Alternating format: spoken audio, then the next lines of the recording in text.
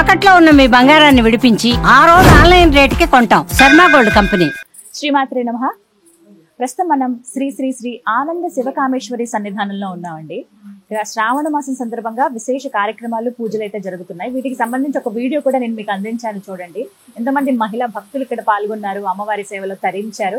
ప్రస్తుతం మనతో పాటు ఉన్నారు పీఠాధిపతులు శ్రీ శ్రీ శివకామేశ్వరి ఆనందమయ్య అమ్మ. మాతాజీతో మాట్లాడదాం. అలాగే శ్రావణ మాసానికి సంబంధించి మనకి ఎన్నో సందేహాలు ఉంటాయి కదా, అలాగే వరలక్ష్మి వ్రతం కూడా రాబోతోంది. ఈ విశేషాలన్నీ కూడా అమ్మ మాటల్లో విని మనకున్న సందేహాలు నివృత్తి చేసుకుని అమ్మ చెప్పే మాటలు కూడా విన్నాం. అమ్మకి స్వాగతం పలుకుదాం. అమ్మ నమస్కారం. శ్రీమాత్రే నమః. ఎలా ఉన్నారు? చక్కగా ఉన్నారు. లక్ష్మీదేవిలా అమ్మ దర్శనం ఇక్కడే అయింది మాకు. చాలా సంతోషం. మరొక మారు కలవటం, అమ్మని దర్శించుకోవటం చాలా అదృష్టంగా భావిస్తున్నా. అమ్మ, ఎన్నో సందేహాలు అందులో భాగంగా నిత్యం ఉండేవి. ప్రత్యేకించి ఈ శ్రావణ మాసానికి లక్ష్మీ అమ్మవారికి సంబంధం ఉన్నటువంటి కొన్ని సందేహాలు అడుగుతూ ఉన్నారు. అందులో గాజుల మాల అమ్మవారికి అసలు వేయొచ్చా? ఎందుకంటే చక్కగా అల్లుతున్నారమ్మ, చేత్తో అల్లినవి, ఇలా గమ్తో అతికించినవి కావచ్చు, మొత్తం మాలలాగా కట్టినవి, విడివిడిగా ఒక దండలాగా చేసి అమ్మవారి ఫోటోకి, అలాగే విగ్రహంలాగే ఉన్న విగ్రహానికి, తయారు చేసినటువంటి విగ్రహానికి వేస్తూ ఉన్నారు. అసలు గాజుల మాల అమ్మవారికి వేయొచ్చా? చాలా చక్కటి ప్రశ్న అడిగారు, తెలియజేస్తాను. సుమన్ టీవీ వీక్షిస్తున్న ప్రేక్షకులందరికీ శ్రీమాత్రే నమః, శ్రీ గురుభ్యో నమః. గాజుల మాల, అసలు ముందు మాల అనే దానికి అర్థం తెలుసుకుందాం. మాల అంటే ఏంటి? ఒకదానికి తర్వాత ఒకటి వరుసగా అల్లేటటువంటి దాన్ని మాల అంటారు. ఈ మాలనే భగవంతుడి యొక్క ఆధ్యాత్మికతలో తీసుకుంటే మాల అంటే మంత్రం అని కూడా వస్తుంది. ఎందుకంటే సౌందర్యలహరిలో 3వ శ్లోకంలో అవిద్యానామంతస్తిమిరమిహిరద్వీపనగరి జడానాం చైతన్యస్తబక మకరంద శృతిచరి దరిద్రాణాం చింతా మణిగుణనికా జన్మ జలదౌ నిమగ్నానాందంస్త మురరిపు వరాహస్య భవ. గుణనిక అనే పదానికి కూడా మాల అని అర్థం. గుణనిక అంటే అర్థము మాల. అంటే అక్కడ చెప్పిన సందర్భం ఏంటి అంటే, 100 శ్లోకాలు నేర్చుకున్నవారు, రోజు చదవలేని వారు ఒక మాల ఇస్తున్నారు. అంటే ఈ శ్లోకాలు పఠిస్తే ఆ గుణనిక దాన్ని కౌంట్ చేస్తే ఏమేం చదవాలో ఆ 4 అక్షరాలు ఇచ్చిస్తారు మొత్తం. ఆ మాల కింద చదవండి అని చెప్పడం జరిగింది సౌందర్యలహరిలో. ఇలా ఆధ్యాత్మికతలో మాల అనే శబ్దాన్ని తీసుకుంటే మాలా మంత్రాలు, ఒక మాల జపం, ఇలా ఒక మాల అనే శబ్దము చాలా చాలా చాలా విశేషమైనది. ఇక ఇప్పుడు కొత్తగా వేస్తున్నటువంటి కొత్తగానేనమ్మా గాజుల మాల కానీ, ఇక రకరకాల మాలలు అనుకోండి. అసలు ఈ గాజులు ఎందులో ఉన్నాయో నువ్వు తెలుసుకున్నావు. పంచమాంగళ్యాలు, మంగళసూత్రము, మెట్టెలు, గాజులు, పువ్వులు, పసుపు కుంకుమ, వీటిని పంచమాంగళ్యాలు అంటారు. ఈ పంచమాంగళ్యాల్లో భాగము గాజులు. మెట్టెలు దేనికి ధరిస్తాం? కాళ్ళకి ధరిస్తాం. గాజులు దేనికి ధరిస్తాం? పసుపు కుంకుమ దేనికి ధరిస్తాం? సౌభాగ్యానికి చిహ్నంగా ధరిస్తూ ఉంటాం. పువ్వులు తల్లో ధరిస్తాం. మరి చేతుకు ధరించేటటువంటి గాజులు దండేయడం ఏంటండి? కొత్తగా అనమాట, కొత్త విషయం. అంటే ధర్మంలో లేనివి గాజులు చేతికి వేసుకోవడానికి. ఎందుకంటే అమ్మవారికి 64 ఉపచారాలు ఉన్నాయి. ఆ ఉపచారాల్లో గాజులు వేయడం కూడా ఒక ఉపచారం. ఆ కంకణ ధారణ, మెడలో కంఠసూత్రం వేస్తారు కానీ గాజుల మాల వేయాలని ఎక్కడా లేదు. ఇదంతా కూడా కొత్తగా వస్తున్నటువంటిది. మరి ఇప్పుడు చూస్తున్నాం కదమ్మా, చాలా వరకు ఇందాక చెప్పినట్టుగా ఇలా వేస్తూ ఉన్నారు. గృహస్థులు ఏవి చేయాలి, ఏవి చేయకూడదు, ఇందులో కొన్ని ఉదాహరణలు నేను చెప్తాను. కుష్మాండ దీపాలు ఇంట్లో పెట్టకూడదు, పెట్టేస్తున్నారు.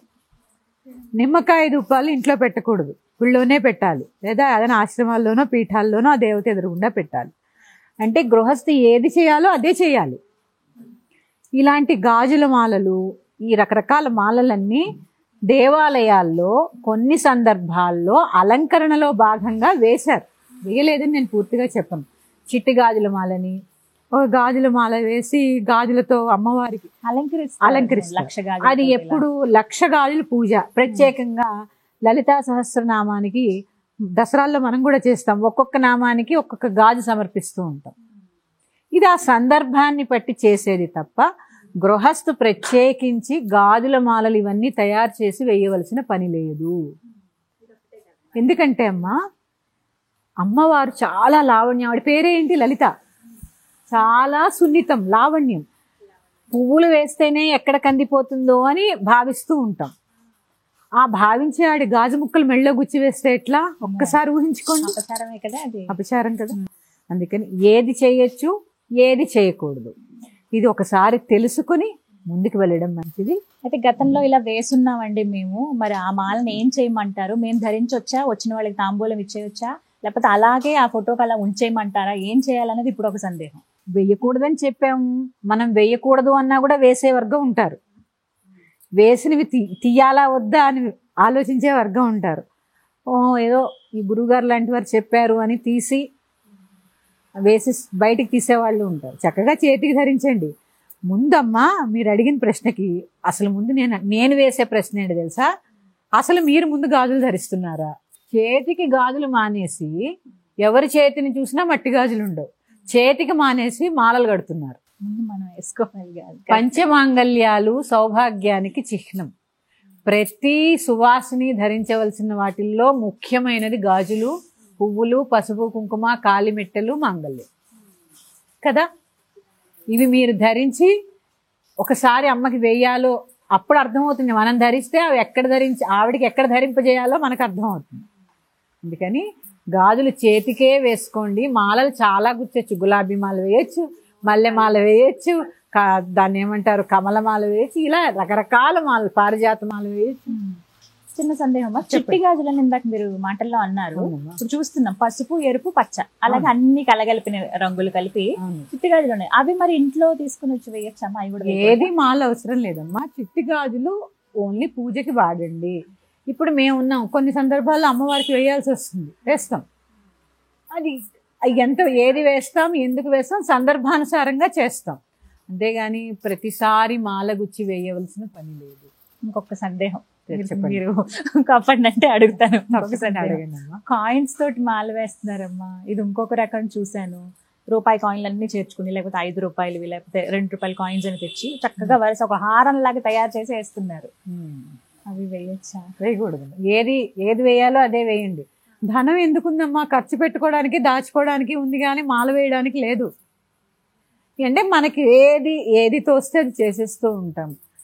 దీనికి ఏంటి తెలుసా అమ్మా, గురు పరంపర లేకపోవడమే దీనికి కారణం. ప్రతి ఇంటికి పూర్వం గురువు ఉండేవారు. ఆ గురువు ఎలా చెప్పితే వాళ్ళు ఉగాదిలో వచ్చి మీ యొక్క దాన్ని ఏమంటారు, రాసులు ఎలా ఉన్నాయి ఆ సంవత్సరము, అదేంటి వ్యయం ఎలా ఉంది, ఆదాయం, ఇవన్నీ చెప్పి ఏం చేయొచ్చు ఏం చేయకూడదు, ఈ కులదేవత ఎవరు, ఆ కులదేవత పూజ ఎప్పుడు చేయాలి, ఏమి చేయాలి. ఇప్పుడేంటి, గురువులు ఎవరు అంటే పక్కింటి వాళ్ళు ఏం చేస్తే మనం అది చేయాలి. పులిని చూసి నక్క వాత పెట్టుకుందన్న చందంలో ఉంటుంది. ఇక్కడ మాల నేనైతే వెళ్ళలేదమ్మా, ఇవన్నీ కొత్తగా వస్తాయి. పసుపు కొమ్ములు, కొంతమంది పసుపు కొమ్ములే మాల కట్టి వేసేస్తాం. ఇది కూడా చెప్పాను, పసుపు కుంకాలు పంచమాంగల్యాల్లో భాగం. దేనికి ధరిస్తాము? స్త్రీలము ముఖానికి ధరిస్తాము, శరీరం అంతా కూడా మన స్త్రీలము పసుపు రాసుకుని స్నానం చేస్తూ ఉంటాం. ఇలా వాడాల్సిన పసుపుని మాల కింద వేయడం ఏంటి? ఇంకా హోమద్రవ్యాల్లో వాడతారు, గౌరీదేవికి హోమం చేసినప్పుడు వాడుతూ ఉంటారు. అంతేగాని మాలకు వచ్చి వేయడం అనేది నేను ఎక్కడా వినలేదు, కనలేదు. ఎప్పుడు వేస్తారు? పొలాల అమావాస్య పూజన వస్తూ ఉంటుంది. ఇప్పుడు శ్రావణ మాసం వచ్చి అమావాస్య రోజు ఆ పూజ చేసుకుంటారు. అప్పుడు పసుపు కొమ్ము కట్టి మెడలో ధరిస్తారు తప్ప పూర్వం అందరికీ బంగారం కొనుక్కునే స్తోమత ఉండేది కాదు కదా. వాళ్ళు ఏం చేసేవారు, పసుపు కొమ్ముకి పసుపు తాడు కట్టి మెడలో ధరించేవారు. అలా ధరించాలి. కానీ అమ్మవారికి కూడా వేయాలనుకుంటే ఒక పసుపు కొమ్ము కట్టి మాంగళ్యం కింద, కంఠసూత్రం కింద ధారణ చేయాలి. అంతేగాని మాల కింద గుచ్చి దానికి మళ్ళీ లెక్క 108, 27, 21 ఇలాంటివన్నీ కొత్తగా సృష్టించబడుతుందమ్మా. ఇవన్నీ అవసరం లేదమ్మా. నేను చెప్తున్నాను కదమ్మా, రాను ఆడంబర పూజలు ఎక్కువైపోతున్నాయి. అందులో భాగంగా ఇష్టం అవ్వచ్చు, అమ్మకి ఏదో ఒకటి చెయ్యాలనే తాపత్రయం కూడా అవ్వచ్చు. క్రియేటివ్ అని చెప్పి అందులో భాగంగానే ఇలాంటివి కొన్ని జరుగుతూ ఉన్నాయి. అవసరం లేదమ్మా. గృహస్థు అంత ప్రత్యేకించి గాజులు మాల అల్లి వేయాల్సిన పని లేదు. మీ ఇంట్లో విగ్రహం ఉందా, చక్కగా చీర కట్టండి, ఆ విగ్రహానికి అలంకరణ చేయండి, చేతికి గాజులు వేయండి. గాజులు వీలు వేయండి. కాకపోతే పక్కన అలా పెట్టినా అమ్మ స్వీకరించి చిట్టి గాజులమ్మా, అలాగే మాల్లో అల్లి చేతికి కట్టినా బాగుంటాయి కదా. అలా కూడా బాగుంటాయి కదా. అదే అలంకరణలో భాగం, రకరకాలుగా అలంకరించవచ్చు.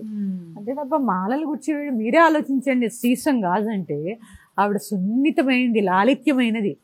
ఆవిడ మెడకి ఎంత గుచ్చుకుంటుందమ్మా. మనం భరించగలమా? మనం భరించలేదు, ఆవిడ ఎలా అంటారు. అసలు మీరు వేసుకోగలుగుతారా మెడలో ఆ గాజులు? మళ్ళీ ఆవిడకి ఎలా వేశారు? మనం వేసుకోగలమా? మనమే వేసుకోలేం కదా, ఆవిడకెలా ధరింపచేస్తాము. అందుకని ఇలాంటివన్నీ అవసరం లేదమ్మా. నన్ను అడిగితే అవసరం లేదు.